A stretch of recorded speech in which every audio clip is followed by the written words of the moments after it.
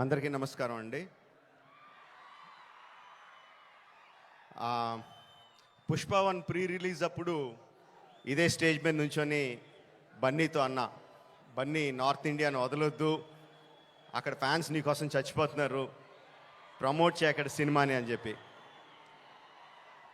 3 years అయిందా, ఇప్పుడు 2 years అయిందా, ఎన్ని సంవత్సరాలు అయిపోయిందా? 3 years సుక్కు. సో 3 years తర్వాత పుష్ప 2కి బన్నీతో చెప్పాల్సింది ఏంటంటే, ఈ సినిమాకి ఎటువంటి ప్రమోషన్ అవసరం లేదని.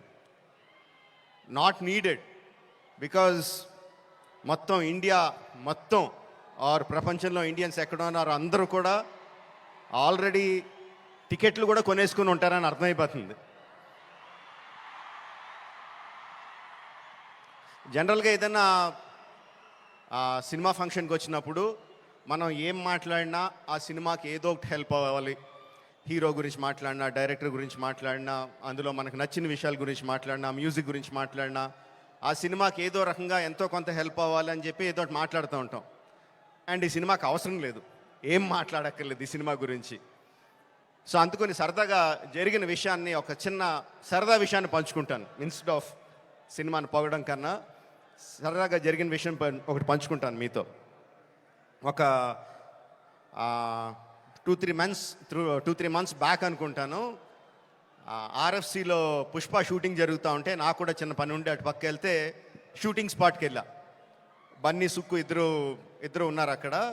కొంతసేపు పిచ్చామాటి మాట్లాడిన తర్వాత సుక్కు, సార్ సినిమాలో ఒక సీన్ చూస్తారా అని అడిగాడు.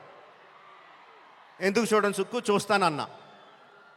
సో ఎడిటర్ని పిలిచి సుక్కు ఏదో ఆ సీన్ ఈ సీన్ కొంచెం కరెక్షన్ చేసి ఏదో చూపించు అని చెప్పాడు. ఆ ఎడిటర్ ఏదో దాన్ని కొంచెం కరెక్షన్స్ చేస్తున్నాడు. ఈ లోపల బన్నీ, సుక్కు ఇద్దరు నాతో డిస్కషన్ అండి. బన్నీ, సుక్కు అంటాడు, ఎవరన్నా సీన్ చూసి సినిమా చూస్తావా అంటే నేను చూడండి అంటాను, ఆ తర్వాత వాళ్ళతో ఏం చెప్పాలో నాకు తెలియదు అంటాడు.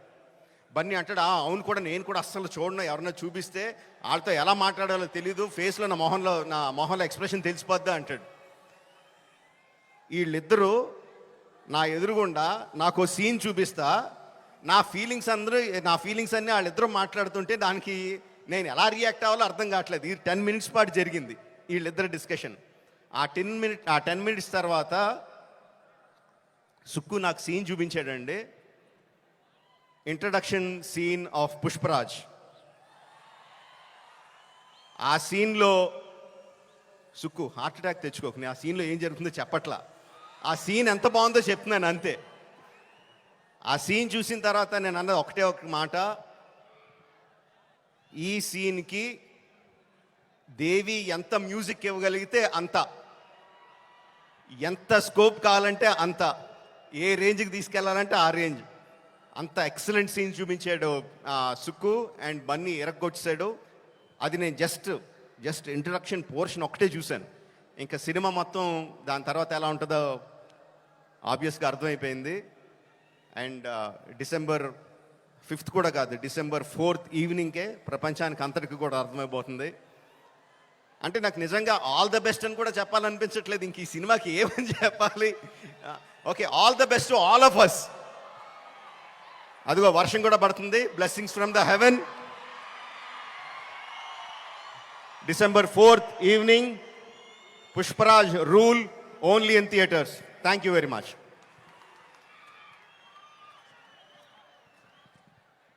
Thank you so much. Rajamouli గారిని వేదిక మీద ఉండవలసిందిగా రిక్వెస్ట్ చేస్తూ